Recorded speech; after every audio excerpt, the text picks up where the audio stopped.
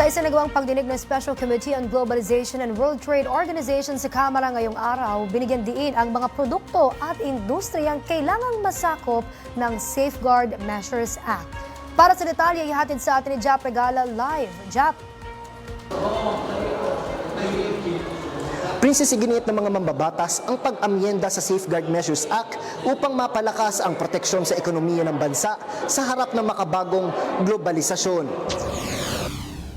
Isinusulong ni Special Committee on Globalization and World Trade Organization Chairperson Christine Alexi Tutor ang mga panukalang layong palakasin ang depensa ng lokal na ekonomiya laban sa mga bagong hamon sa pandaigdigang kalakalan. Isa rito ang House Bill 4884 na nag-aamyenda sa Republic Act 8800 o Safeguard Measures Act upang isama na rin ang mga produkto at serbisyong bunga ng makabagong teknolohiya.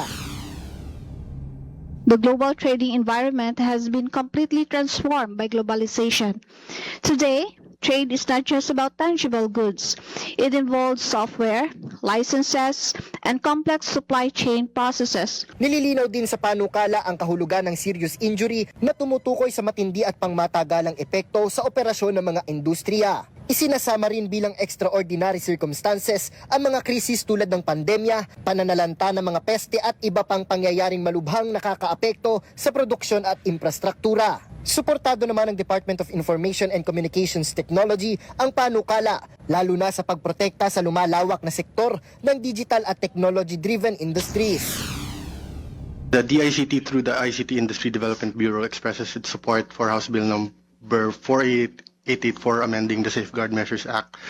As our economy continues to shift towards services, digital platforms, and innovation-driven industries, it's imperative that our trade defense mechanisms evolve accordingly.